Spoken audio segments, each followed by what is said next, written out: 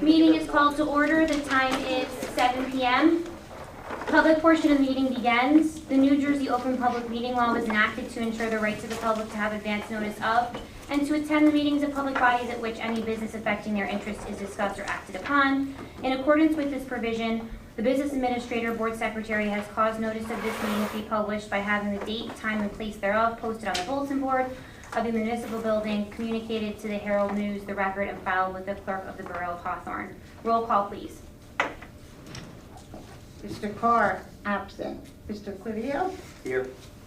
Mr. Doyle? Here. Ms. Antrap, absent. Ms. Mulkey Colton? Here. Mr. Palusa is absent. Mr. Shortway? Here. Mrs. Zataro? Present. Mrs. Goff? Present. Please join me for the flag salute. I pledge allegiance To the flag of the United States of America and to the republic for which it stands, one nation, under God, indivisible, with liberty and justice for all.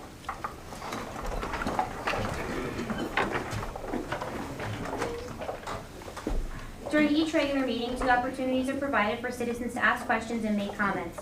During the first opportunity early on the agenda, the meeting is open to the public for the purpose of addressing items listed for approval on this agenda only. The second opportunity occurs just prior to adjournment, when citizens may address any subject matter that is pertinent to and or directly related to the operation of the school district. Persons wishing to speak must, upon being recognized, rise, state their name, address, and subject matter. Comments and questions shall be addressed to the board president or the presiding officer and shall be limited to 5 minutes per person. The board may or may not respond to issues raised by members of the public at the time they are raised, but will provide a response if and when appropriate. The board asks that members of the public be courteous and mindful of the rights of other individuals when speaking. Please note that the board will not respond to comments regarding students or board employees in light of the privacy rights held by those individuals. Moreover, the board discourages comments about such individuals and will not be responsible for such comments. Members of the public who choose to speak during this public session should carefully consider their comments, since they could be held personally liable for any statements they make. Finally, please note that in accordance with district policy, the board will not officially comment or respond to any matter mentioned unless it can confirm that the matter has first been brought to the attention of the appropriate school personnel in an attempt to resolve the issue. Public be heard, agenda items only. No takers? Correspondence? I don't have anything, Dr. Sprito. Okay. Budget presentation, Dr. Sprito. All right, thank you very much. Good evening, everyone. So I'd like to welcome all of you to the 2024-2025 Hawthorne Public Schools annual budget presentation. I want to start by saying the presentation is currently available on our website. For anyone who's watching at home, you can take a look on our website to view the presentation, and obviously you'll see it as we go through it here tonight. Our goal this evening is to provide our parents and community with an overview of the budget for the 2024-2025 school year. However, before we begin, I feel it's important to share that, every year the budget development process is challenging. This year was made even more challenging with a significant reduction in our state aid, which we're going to be talking about in a few minutes. That said, the Board of Education and Administration take great care in developing this budget as we recognize the importance of quality schools for everyone in our community. We also remain dedicated to providing opportunities necessary for our students to succeed while remaining mindful of our fiscal responsibility to the taxpayers of Hawthorne. I'd also like to take a moment to show our appreciation for the ongoing support of our school PTOs, the Athletic Booster Club, the Hawthorne Education Foundation, Project Graduation, and CPAC, our Special Education Parent Advisory Council, who provides financial support throughout the year, and I can tell you that that support is appreciated and extremely beneficial to the students and staff in our school district. And that said, let's begin by taking a look at tonight's agenda. So our goal tonight, and this is kind of an overview of the items that we're going to discuss tonight. So our goal tonight is to briefly discuss the budget process, talk a little bit about what that process looks like.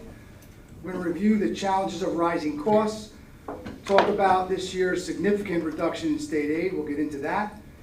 We'll also talk about some fiscal efficiencies that the administration has pursued and a few grants that the district is pursuing to supplement your tax dollars. We'll continue with information about our school district, followed by a discussion of the general tax levy, our revenues and appropriations. We'll get into those specifics. And then the second half of the presentation will include specific budgeted items in the areas of technology and curriculum and instruction. So just to start, to give you an overview of our budget process, and I share this because I want you to understand that this is a long process. This is not something that happens in a period of a month or two. This process starts in November, where the business administrator and I meet with our school leaders and department heads to discuss their school and individual budgets. We then begin to put the budget together from those conversations. In January and February, the district administration, along with the finance committee of the board, begin reviewing the proposed budget. Finance committee and administration review our state aid numbers, the tax levy, our projected revenues, and possible cuts needed to balance the budget. And this year there were a few, which I'll talk about in a few moments. Then once the finance committee's had a chance to review it, the budget goes to the entire board for their review. And on March 16th this year, the board approved the budget, the tentative budget, to be submitted to the County Office of Education for their approval. We've now received the approval from the County Office of Education, and we are here tonight to present and approve the budget for the 2024-2025 school year. So, as I mentioned, along with our cuts in state aid, which we'll talk about in a moment, every year we face challenges with rising costs. Once again, and as you see on this slide, right, rising inflation rates, the nationwide teacher shortage, school bus driver and paraprofessional shortage, as well as the announcement of double-digit increases in school employee health benefits continue to pose significant budgetary pressures for, not just for Hawthorne, but for all school districts. We also continue to see increases in security costs, out-of-district costs, including our students that going to Passaic County Tech, as well as our out-of-district students in special ed programs, and that includes transportation to those facilities as well. So those costs continue to rise. And again, all of the above create challenges for school districts, especially with a 2% cap. Right? Everything's going up more than 2%, and so it's important for us to find ways to either generate revenue, find fiscal efficiencies, and other ways of supporting our budget without having to impact our students in our schools. Now, as I mentioned, in February 2024 this year, we found out that our state aid was cut $884,720, which is a significant number, 18.5% of our total state aid allocation. That's significant. And that was, I can tell you, the largest cut in Passaic County as well. So it really posed a challenge for us this year. So let's talk a little bit more about our state aid.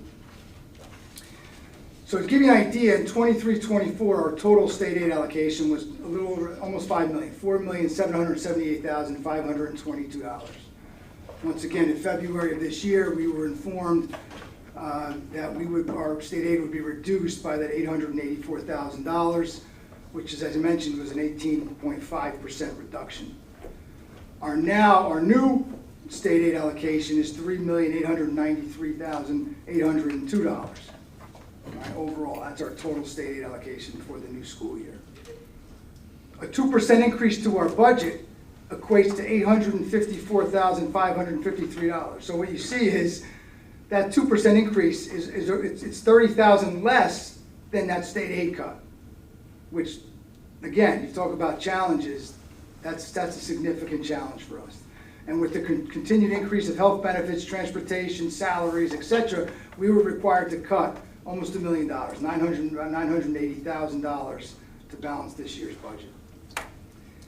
So I can share with you that the reductions for the 2024-2025 school year include the elimination of our HOPE program. One of our staff members there did resign, which allowed us not to have to cut that position. And we will repurpose the paraprofessionals that were in that program so that they won't lose jobs there, thank goodness. We were required to reduce 1 custodian and 2 teachers district-wide. It did force us to eliminate our contracts for paraprofessionals with outside agencies, not our current paras who are in our district. They are all going to be here next year. But this past year, we had contracts with outside agencies for paraprofessionals. We eliminated those contracts.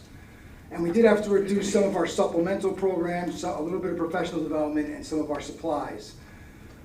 And that was all due, again, to this significant cut in state aid, a big part of it at least. The good news, I always like to end with some good news. The good news is that the State Assembly recently passed A 4161, which is a stabilized school aid program, which could bring funding back to Hawthorne.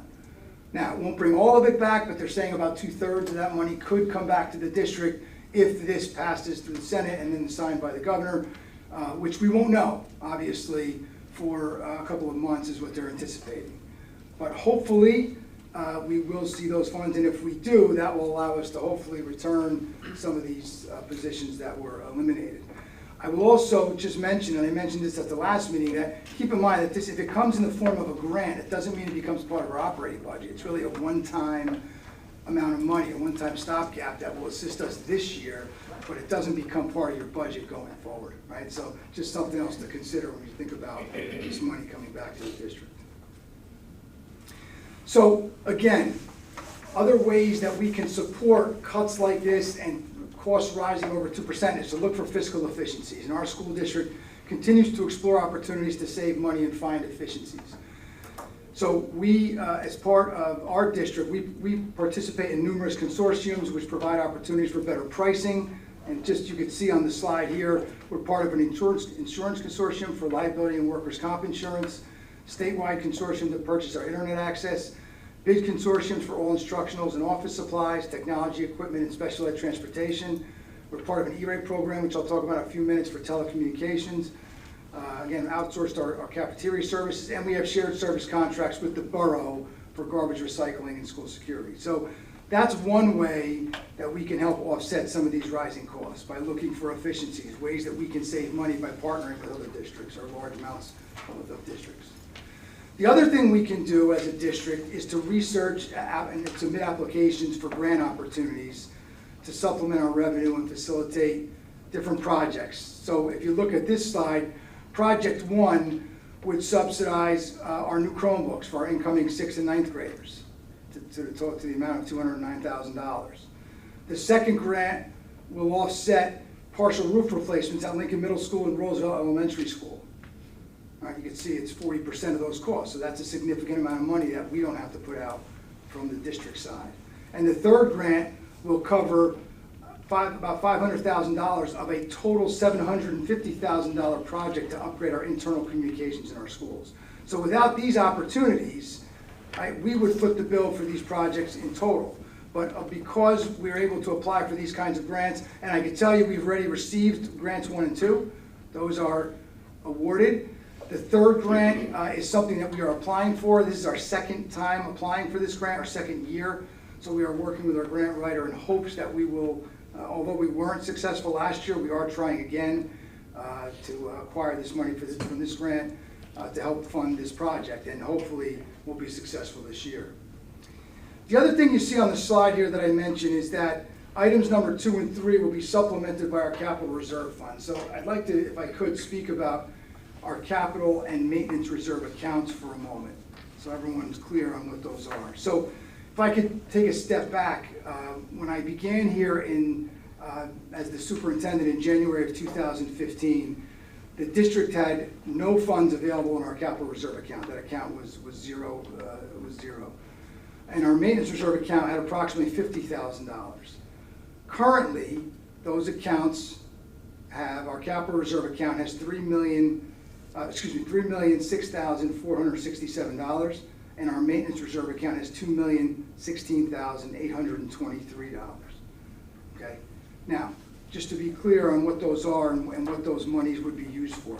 Capital reserve accounts are for capital projects, replacement projects, things like roof replacements, boiler replacements, door replacements, interior and exterior, paving, fencing, heating and ventilation and air conditioning projects, etc., right? Another example, which we did use capital reserve funds for, is the board's purchase of the new building to house our district administrative offices. And I know that some people have questioned the purchase of this building, but I want you to understand that along with providing an asset to the board, it also eliminated a $20,000 recurring cost in our operating budget for the rent of our current offices. So there are numerous benefits to purchasing that building, and that was taken out of capital reserve funds.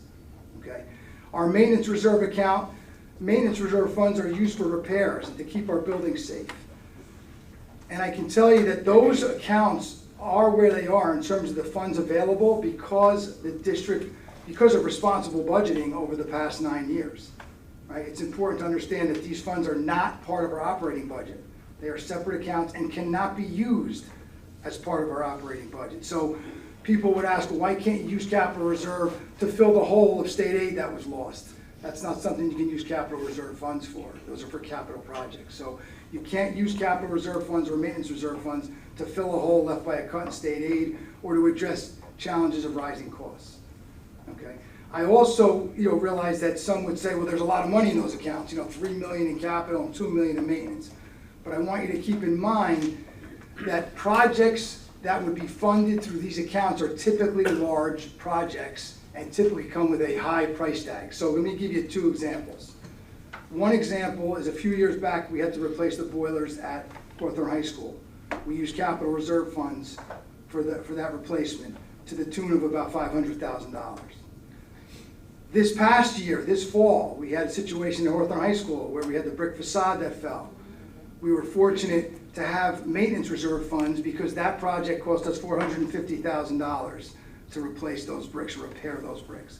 So it's extremely important to have these funds in these reserve accounts for situations just like I mentioned there. Right? Those are 2 examples, and I could give you a host of other examples as well. But I hope that provides a little clarity as to those accounts and the purpose of those accounts and why that money is there for the district. Okay. Okay. So that's being said, let's jump into some specific numbers in regard to our budget for the 24-25 school year. So the 24-25 budget supports our instructional staff and programs as well as all of our facilities and a total enrollment of 2,478 students. And I include our out-of-district, you see I list our out-of-district students there because we do pay tuition and busing for those students. So that is part of our operating budget. And our total budget for the 24-25 school year is $54,093,330. In regard to our general tax levy, you see that the top line shows that we are at the statutory 2%. However, as you can see from the chart below, due to a reduction of interest in our debt service, our overall increase is at 1.90%. So what does that mean for the average homeowner in Hawthorne? So for the average homeowner, on the average assessed home, which is $381,477, would be $88.88 per year, or $7.40 per month. So in regard to our district revenues, as you can see, the majority of our revenue, the majority of our funding comes from the tax levy, and that 2% equates, as I mentioned earlier, to about $854,000. As I also mentioned, all districts get additional funding from state aid, and although we did see a significant reduction in state aid, we do still receive approximately $3.8 million in state aid, which helps to support our budget.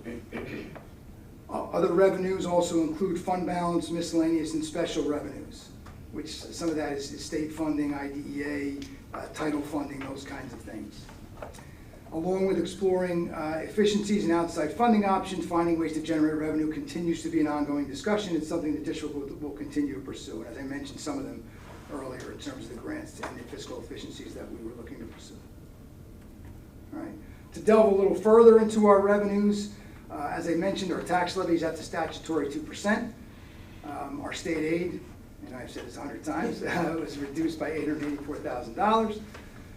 In the next line below that, our budgeted fund balance. You'll see an increase in the amount of budgeted fund balance used for the 24-25 school year. And this number is pretty high, and that's due to the temporary pandemic-related surplus percentage of 4%, now reverting back to the standard 2%, which was in place prior to COVID. Right? During COVID, they allowed us to raise that budgeted fund balance to 4%. It's now going back to the 2%, which means we can only maintain 2% of our expenses in fund balance, and the remaining funds have to be allocated into this year's budget. So that's why that number, you see a significant increase there. We have budgeted $230,000 withdrawal from our capital and maintenance reserve account. So we'll be pulling $200,000 out of our capital reserve account to fund 2 projects, including renovations to the new administrative offices, but the majority of the funding will be used to fund a network Wi-Fi infrastructure upgrade at Lincoln Middle School and Hawthorne High School, upgrading our Meraki wireless access points at the middle school and high school. They've exceeded their useful life and they need to be replaced, so a majority of that capital funding will be used for that project. We'll also be budgeting or withdrawing $30,000 from maintenance reserve to fund 2 projects, some carpeting at the Bear Cave and some railings at Hawthorne High School. Right. You'll also see on this slide the increase in tuition funds, and that's based on new out-of-district students attending our special ed programs in Hawthorne, so there'll be a slight increase there. And then finally, the Medicaid reimbursement, and those are funds to offset costs of services for our special ed students, things like OT, PT, speech, those kinds of things. All right.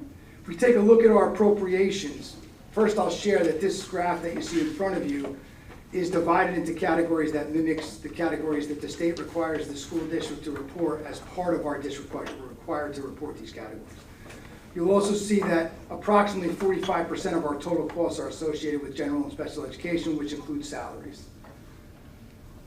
As discussed in the beginning of our presentation, our out-of-district tuition costs, our related transportation costs, and our health benefits costs have continued to increase. And you see those are the larger of the areas left on that graph. And we'll delve a little further as we look at this slide in terms of our appropriations. So as you can see from our out-of-district tuition line, it actually shows a decrease. And you say, well, how can that be? You say costs are going up. And although our enrollment did go up for our students attending Passaic County Tech next year, the reduction here was based on an annual tuition adjustment for all out-of-districts. All right, so it's not just our students going to Tech, it's all out-of-districts, and some were able to come back or things like that. So it's a combination of all. That's why you see a reduction there. Looking at our instruction line, the increase here relates to some of the ESSER positions that we're able to absorb into our operating budget for the 24-25 school year. We were able to absorb some of those positions that were funded by ESSER funding, not all. Things like our additional guidance counselors, our multisensory teachers, so that's why you see an increase on that line. That was slightly offset by the elimination of the HOPE program, but there is an increase based on the staff that we're maintaining. Although we have not added any administrative positions, you see that the administration line has increased, and that's simply due to the reclassification of administrative costs between categories. So if you look at the support services, which is right above it, that only went up by $500 because some of that money was repurposed into the, or reappropriated into that administration line. That also includes the increase in salaries in that line as well. So, but I want to be clear, there were no new administrative positions that have been added to the budget for next year. All right, just to be clear about that. Although health benefit costs have increased, you'll notice a slight reduction in health benefit costs, and again, that is due to the ESSER positions that are no longer with us, as well as some of the cuts, right? We had to make some reductions in our staff. So those things will reduce health benefit costs. The other thing that reduced some of our health benefit costs is some of the retirements that we have. And when new staff come in, they start with single benefits versus family benefits. So there is a slight savings there. So that's why you'll see a slight reduction, even though costs have gone up in that line. The transportation line has increased. And again, it's because of that ESSER funding. We were actually incorporating some of the transportation funding or transportation costs into that ESSER funding, which has now expired. So it now has to be added to our operating budget. I can tell you the district is looking into various strategies to improve efficiency in the area of transportation, but that you'll see a significant increase there. And then again, I mentioned capital projects. The capital projects are funded through a withdrawal from our capital reserve account and not part of the operating budget. And I already talked about what those will be funding. So as we continue, the following slides will outline the specifics about the 24-25 budget for the 24-25 school year. So as I mentioned, this budget will support some minor reductions to our district faculty and staff, a reduction to which includes our whole program, our custodian, our 2 teachers. However, the 24-25 budget does continue to support all of our extracurricular activities, clubs, and athletic programs. It does see a minor reduction to our professional development line. We will talk about some curricular revisions in accordance with the New Jersey Student Learning Standards. It does support, obviously, our Bear Cave program for our 18 to 21-year-old special education students. and continued support of our New Jersey tiered system of support programs and staff, including our multi-sensory teachers, one at each building. In the area of technology, the budget supports and maintains our one-to-one initiative in grades 6 through 12. Now I say 6 through 12, but I want to also share that we are pretty much one-to-one district-wide. Although our students in grades 6 through 12 have their own device they take home with them, our elementary students are just about one-to-one with carts of Chromebooks for their classrooms, and then we have iPads for our preschool population as well. So it supports all of that. It also supports replacement of staff laptops for our teachers in grades K through 5. It supports new Chromebooks for our incoming 6th and 9th graders. It supports expanded cybersecurity training for our staff. It supports increased security cameras. And I want to share that when I arrived here in Hawthorne, we had about 60 or so cameras throughout the district, internal and external. We are now up to about 181 cameras internally and externally around our district in our buildings. So I'm really happy about that. And this will support additional cameras as needed throughout the district. It will support updating our district help desk and work order systems. I can tell you that the current systems that we were using both had cybersecurity concerns, which is why we're transitioning to a new program. It will support implementing an employee HR portal, which will allow for online access for our employees to their employee information. That will be added to our existing budgeting, our CSI budgeting software, but it will now allow for online access for our staff. And I mentioned our upgrading of our 150 Meraki wireless access points in the high school. I mentioned that new replacement of those access points. In terms of curriculum and instruction, this budget will maintain our academic programs, our dual enrollment and AP course offerings, and right now we're up to 17 AP course offerings, happy to say. Supports the development of curriculum for the following new courses: music technology, directing, and producing, and accounting.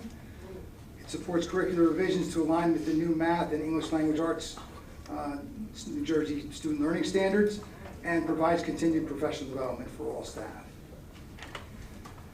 And finally, at the middle and elementary schools, this budget will support, again, all of our academic programs. It supports curricular revisions to align with the New Jersey student learning standards, and continued professional development for all staff, including our Conquer Math training and training for new ELA series. And again, some of that was reduced, but it won't reduce all of it. It might reduce the number of people attending, but not all. Okay. So, before I turn it back over to Mrs. Goff and the board members for questions or comments, I'd like to just take a moment to thank Mrs. Murray for her efforts in preparing her first budget here in Hawthorne. It wasn't an easy one, I can tell you that. A lot of challenges, but I appreciate all of her hard work to prepare and submit this budget in a timely manner. I want to thank my administrative team for their assistance. Their continued support and vision for our school district is critical to the development of our short and long-term goals for the Hawthorne Public Schools. And I can tell you they played a significant role in working through the challenges of the state aid reduction. We had numerous meetings to talk about how we could limit the impact on our students specifically by making the cuts that we had to make. So I appreciate all that they did to help support that. Also want to thank the board and specifically the Finance Committee for their time in working through this budget and the challenges with this budget. I appreciate all of your support through this process. And I'll just end by saying, you know, we continue to be proud of what we've accomplished this past year. Look forward to another successful and productive year in 24-25. And on that note, I'll turn it over to Mrs. Goff and the board for any comments or questions. Thank you. Thank you, Dr. Sprito. Mr. Covino, Finance and Administration, if you want to, if there are any questions or comments about the presentation. Sure. We can open it up to the board. Sure. Any comments, any questions? I just wanted to say thank you for your hard work, and I know this wasn't easy and very stressful, especially my first time doing this, but I got to see the behind the scenes for the first time, and it was comforting and it was heartfelt, and I know it was a struggle, and I know it wasn't easy, and you guys found a way to keep all of our programs without really affecting our students, honestly. Somehow you made it work, and I'm very appreciative. So that's all. Thank you. Thanks. Sure. All right. Yes, to echo that, thank you, Mrs. Murray, the administration, and Dr. Sprito. Every year I always bring it back to managing a checkbook personally, and you can only imagine what that is like when you're running what I call a business, right? Even though it's our children at stake, right? And at the end of the day, it is a business mindset, and on the accounting side, and all the numbers have to crunch and make sense. And on top of it, even though it was shared about how it starts in November, I think it's also important to share how we don't necessarily know what the state aid funding is until an extremely small period prior to. So imagine managing that checkbook and you think everything's right. You have all your I's dotted, T's crossed, and then the state aid comes out within weeks before, and you're like, you know what, everything you just did, it's all gonna go out the window, and we gotta start over. And that's kind of what this committee and Ms. Murray and staff have to do, right, every single year. And then on top of it, the challenges and rising costs and all those things that we've said tonight. So I commend all of you guys. I don't think people truly do know. I think it is eye-opening when you do get on the other side to see what goes into that, and it's just genuinely appreciated what is done on behalf of this district. So thank you.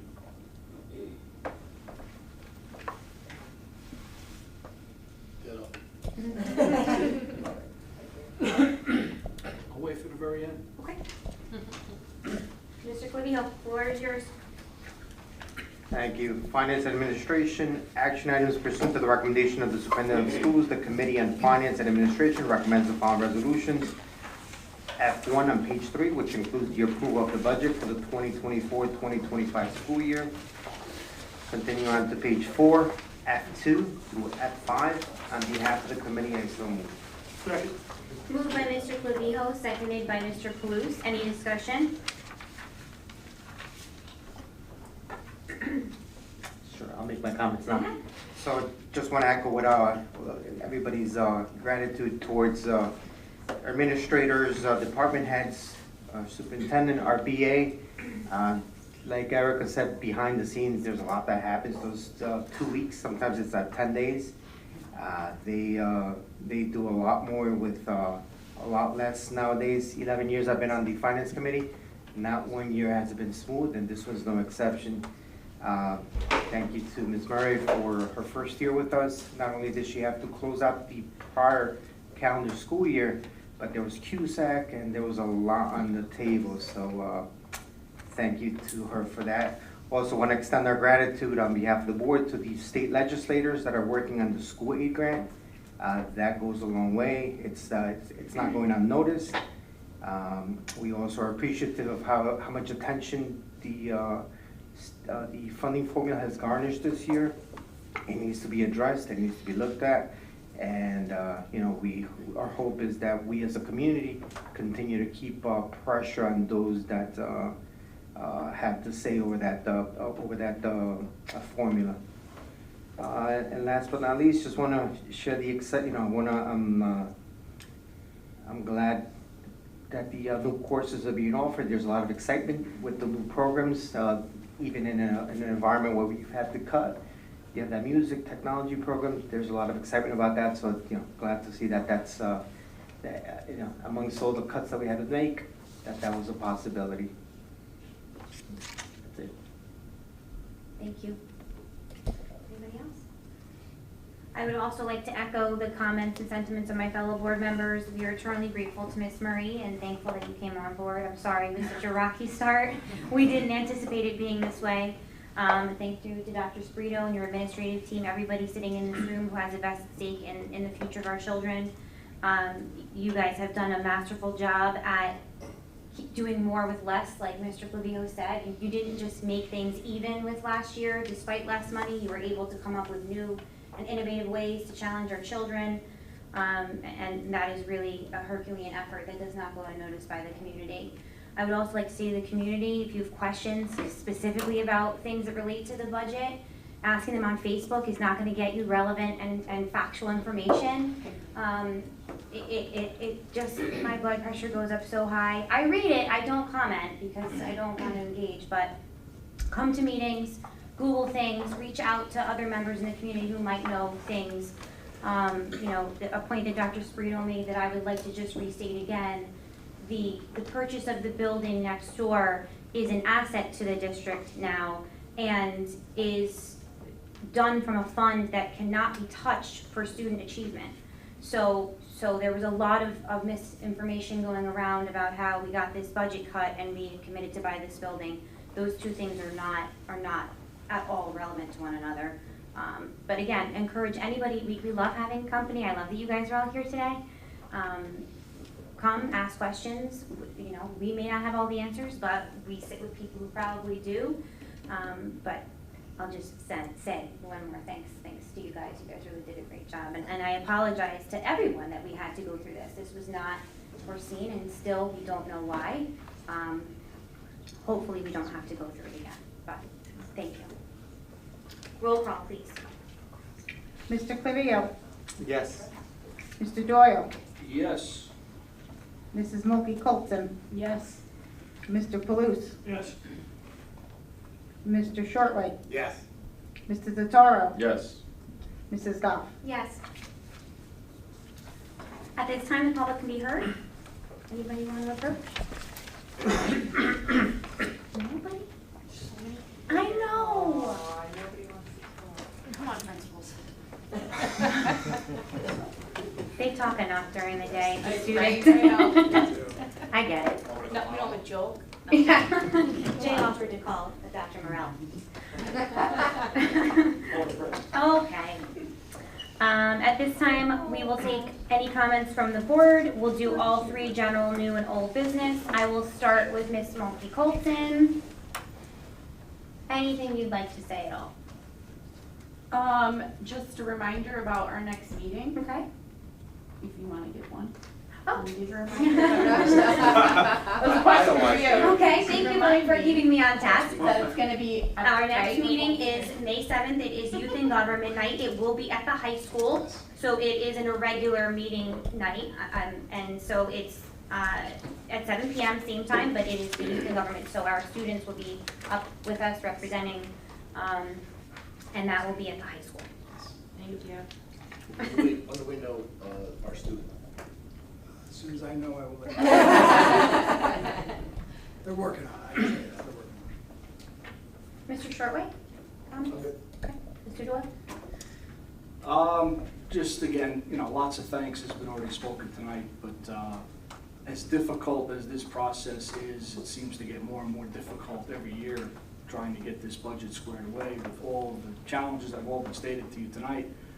I can tell you though, as difficult as it is and as difficult as it continues to get, it is somewhat easy when you're dealing with the level of smarts, patience, expertise that all of the people have up here holding these seats, as well as all of our administrators, principals, teachers, support staff, maintenance.